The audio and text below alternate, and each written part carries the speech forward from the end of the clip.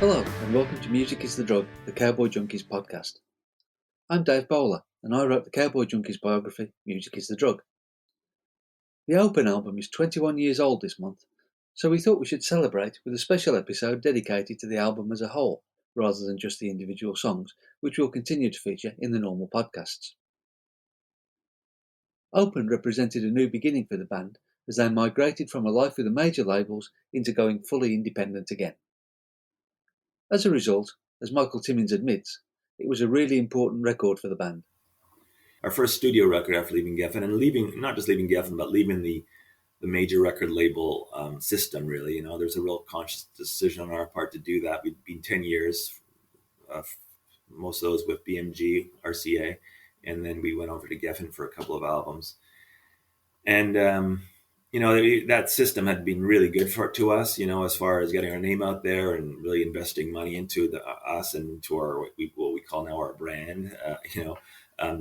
We toured all around the world and we worked our asses off and got onto international TV and national TV. And, it was quite, we did a lot in those 10 years, but by the end of it, when we came off of Miles from Our Home, we were very burnt out by it, by the system and by all the people you have to deal with in that system. And we just decided to we wanted to, in order to preserve who we were and our music, we had to pull back and go back to doing it more for ourselves and doing it more for the music. Not that we weren't doing it for the music, but there was a lot of people involved in promoting and just getting, people trying to stick their fingers into the pie, so to speak.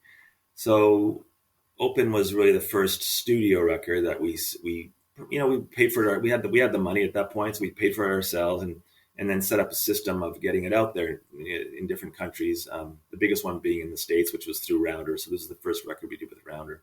This strange new thing called the internet had come along in the late 1990s, and that was already beginning to blow the music industry apart, as Alan Anton remembers. That's why we were there in that situation, because the major labels were falling apart, not knowing what to do with the internet. And when you think back on it, and you remember this guy called Napster was able to actually take command of the music industry, like out of his basement. It was just amazing. That's how much of a ball drop the record companies were responsible for. I think they just could not figure out the next move.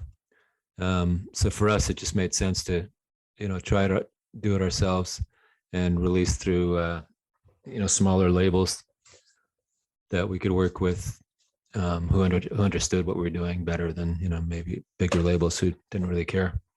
It was an expanded band again for Open, featuring the core four, Jeff Bird, and new additions in Karin Bergquist and Linford Detweiler from Over The Rhine. Having been touring for a couple of years in that configuration, they were well played in going into making the new record. Yeah, I mean, we've been touring so much, through those years, those late 90s especially, and we kind of, it's crazy when we look back on it. But yeah, so we were a pretty together band for sure for this recording, and a big band. So that's like a seven piece band with Karin and Linford in there, and they were seriously, included in the band. They were part of it, right? So it was a pretty intense band for sure. I think Linford's addition to it is really important. Some nice textures and atmospheres from his playing. Yeah, I mean, we've done a lot of keyboards, different kind of keyboards in the past, but Linford for sure has his own thing going on with his keys. He's got a lot of musical background, real musical background, unlike us musical hacks that we are. So it's always nice to have a professional guy to come in and do something nice. which so he was great at all that stuff.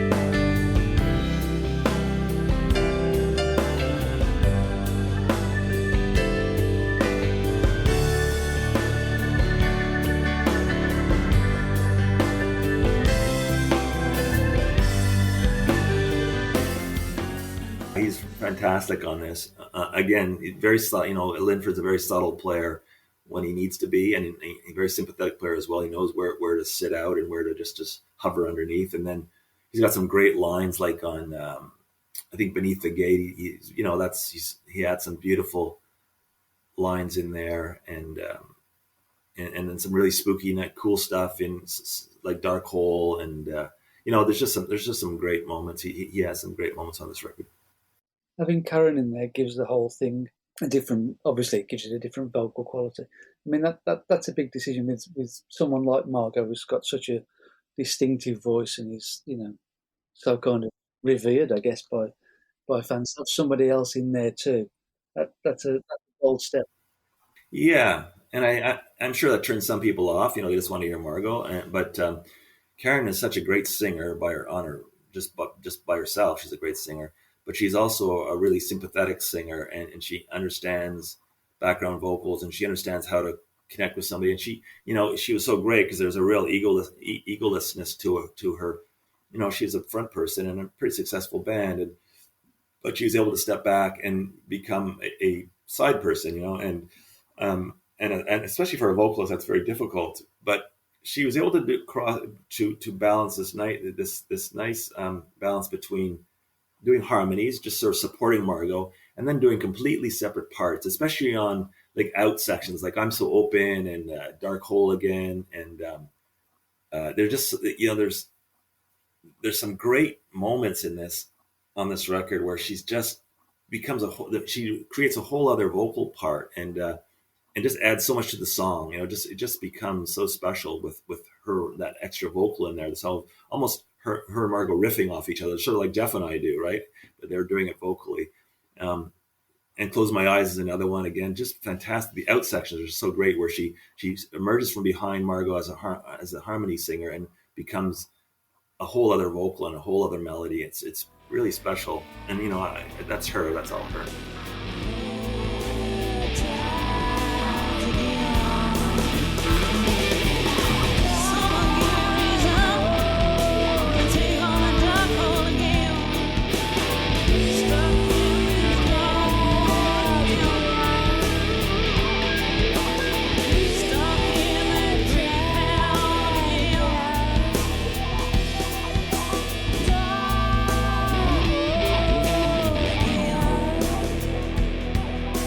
I thought we might continue doing that a bit more, but the more we did do it on a few songs after that on different records, and we sort of went back to just Margot being the only voice because it just sounds better overall, I think, on most of the things that we do.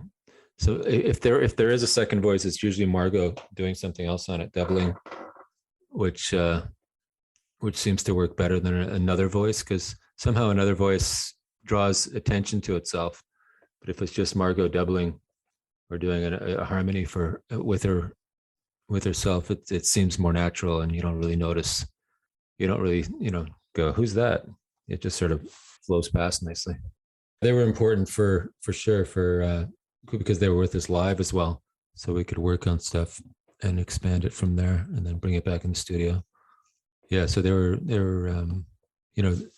instead of having a producer, we had Karin and Linford to add stuff, which was sort of equivalent to having outside voice. We were coming off the road from Miles From Our Home, so we'd been working with Karin and Linford, really loving how they were incorporating them into the band. And a lot of these songs we'd been playing live on the road, some of them anyways. And then we went to a really cool little studio in downtown Toronto, which is now gone because it's been turned into a condo. And a really interesting engineer, Daryl Smith. And we sat in this really downtown funky studio and played these very live off the floor. did a few overdubs here and there. We did a few overdubs with Peter Moore and in that, but so it was a really live record and very very unencumbered. Again, it was our first. We didn't have anybody looking over our shoulder. We didn't have anybody we had to get a record to. Rounder was very hands off, so it was really just a very open experience and very interesting place in our life too. I think we spent pretty much a lot of time on that record. I don't remember the time, but it was definitely a long time frame where we worked on songs, 2 or 3 songs at once, and then took a break and came back. And so we managed to play a lot of them live too while we were working on them, which is always a good thing for songs. There's some songs like Bread and Wine, which are, more rocky than we're used to. I think that was kind of the only really up song on that record. I mean, that's a pretty, down record, I think too, right? It's got, I don't know if it's as dark as Pale Sun, but it's definitely a slow tempo record, and downy sounding for sure. But there were, there's I'm So Open, I guess, is sort of a poppy number for us. And like I said, Bread and Wine is very rocky for us. And that sort of stood out to me on that record as maybe not fitting at first, but I'm not sure if it does still. Yeah, I mean, I like that record overall for the sound and the feel of it. And I thought it was maybe not the best representation of some of the songs that we had done. Like I remember Dark Hole Again being different and being a little more interesting than what it ended up being. But I don't know. I sort of grew to like it. It's hard to go back and remember all this stuff, especially when it was done in over a period of time. Probably the whole year, and taking them out on the road and all that stuff. So they evolve, and so it gets all kind of fuzzy about where they started and where they ended, and how we got there. But I remember us being quite proud of ourselves in the studio, technically, anyways. Like the fact that we could actually, hey, we can make a good sounding record right here. So that was a bit of an eye opener, and we never looked back after that. Well, I love the sound of it. Like the recording sound of it is one of my favorite records as far as that goes, because it was done very live. Daryl Smith, as I said, at his studio, captured it really, really well. And he, Karin and Linford were incorporated in the band, so they were there for a lot of the recording.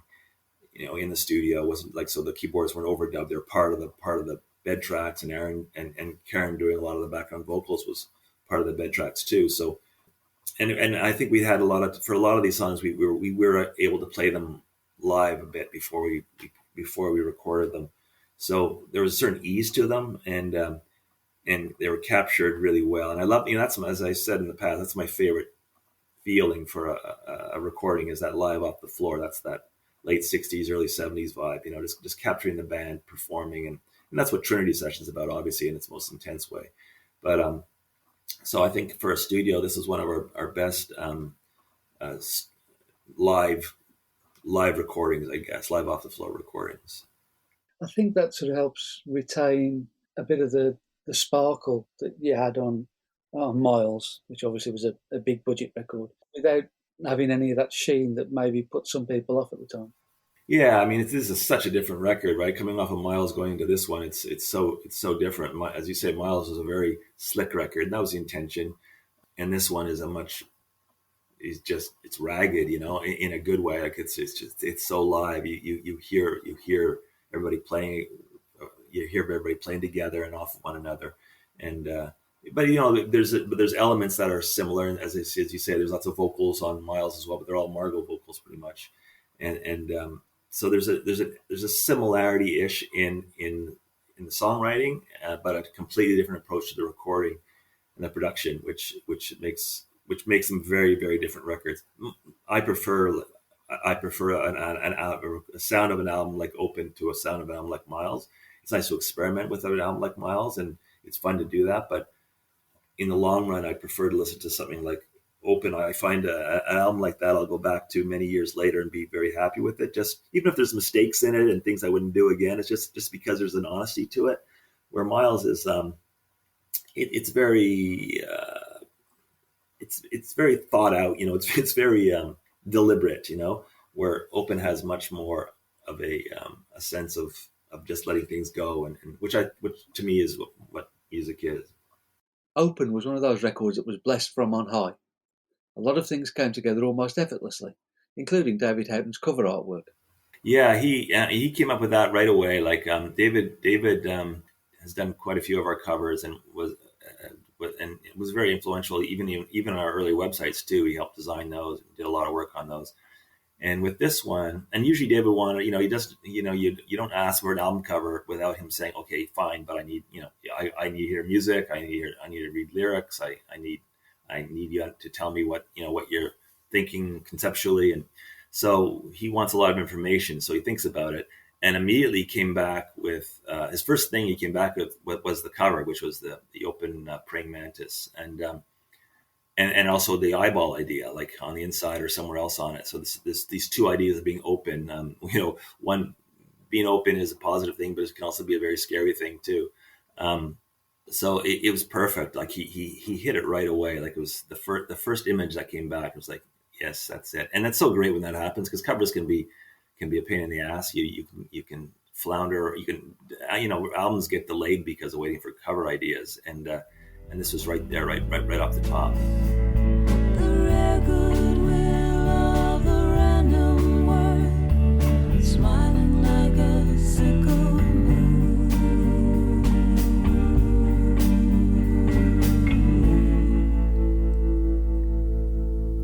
A very intense period for me as far as my life goes. My first daughter we'd adopted in '98, and then my son was born in 2000. So, and then we were in the process of adopting our second daughter. So, it was pretty intense at home. The home life was very intense.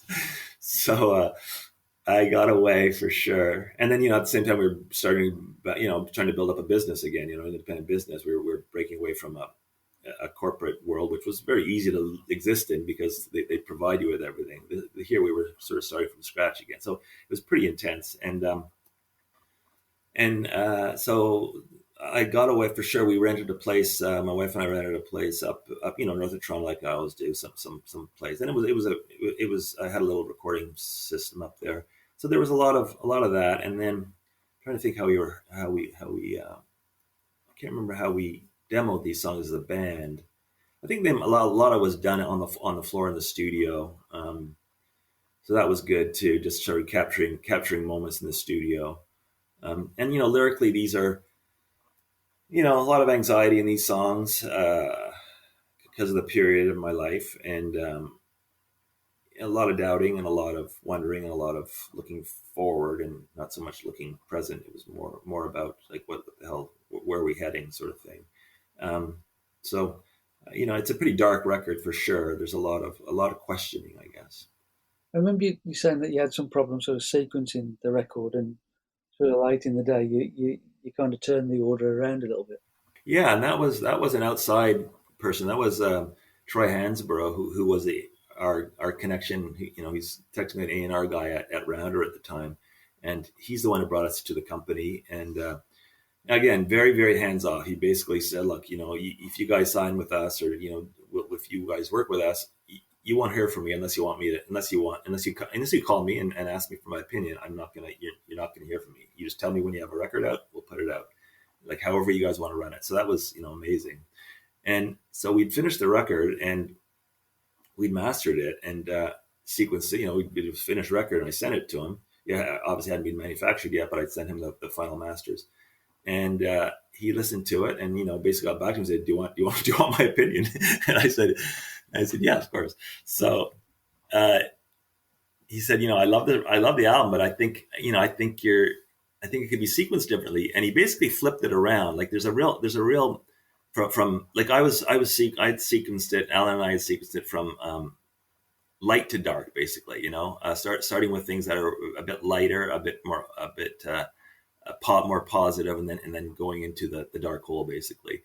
And he said, I think it's a more powerful album if you do it the other way around. Start dark and end up light, opening up a bit. That's all relative, of course. So he and he even suggested the sequence. He said, "Why try it like this instead?" and I did, and it's like I'm not, it was immediately obvious that it was better that doing it his way. So we did. So there, it's outside influence can be very positive too. So there's people out there in the industry who know what they're doing and are good at what they do. Unfortunately, the system itself is not very good. It's a bit stultifying, but there's a lot of great individuals out there.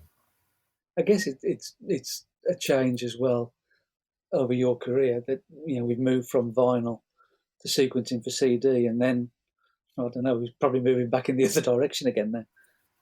Yeah, well, that's true too. It was sequenced as a CD.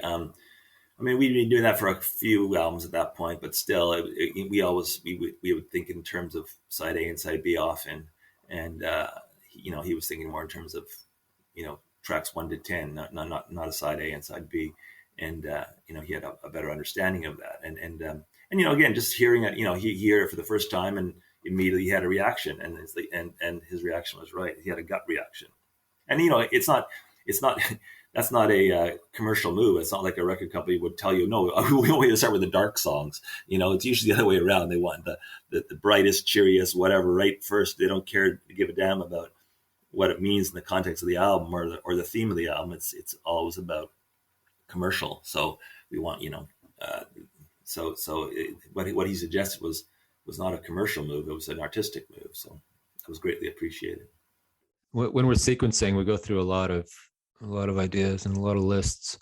I just remember the final thing. Usually it's like if you play a game of poker, you don't remember all the hands, just remember if you win or you lost. They certainly won the sequencing hand, because while Open has all the usual depths and nuances that reveal themselves over time, it was an open, accessible record right from the first listening. Yeah, and it was received really well. That was the fun thing about it, or the nice thing about it, was that even though we were out of the major labels, we were able to put together a series of labels that were independent, but active and big enough. Rounder in the States was big enough to had a big enough reach to be able to reach out to outlets and be listened to. And then we used Cooking Vinyl, I think, for this one in Europe, who have a very good reputation for, and who we worked with in the past for independent music. And so it was good. And then also, we, as you said, the internet was just really ramping up at that point. And we were very active in that. We had a website up for a couple of years. And at that point, too, people were still willing to buy stuff directly from artists. Amazon hadn't cornered the market, and there wasn't any streaming. And so, that was really helpful for us, too, because we were able to control all that ourselves and set up a system, an early day system of getting up and sending out music that way and connecting with our audience that way, too. So it was a really exciting time and very open time. And there was a lot of possibilities before it all got gobbled up, of course, by the corporations again. But for those few years, it was exciting, and we took advantage of it for sure. We're shutting down on Open now, and we're back to normal next week with a song from all that reckoning. Who knows, there might even be a bonus podcast for you before then. Cowboy Junkies' new album, Songs of the Recollection, featuring covers of songs by the Stones, Bowie, Neil Young, Dylan, The Cure, and plenty more, is available from all the usual outlets or direct from the band at cowboyjunkies.com. You can also get a copy of Music is the Drug from there too. The Junkies are back on the road with new tour dates coming in all the time, in North America, all over Europe, and in Australia and New Zealand too. Keep checking the website for news of those shows. If you're a Spotify user, you can follow our growing podcast playlist. All the details of that and everything else is in the show notes. See you next time. Sharpen up those dragon hooves, or that sheep-shaped tie.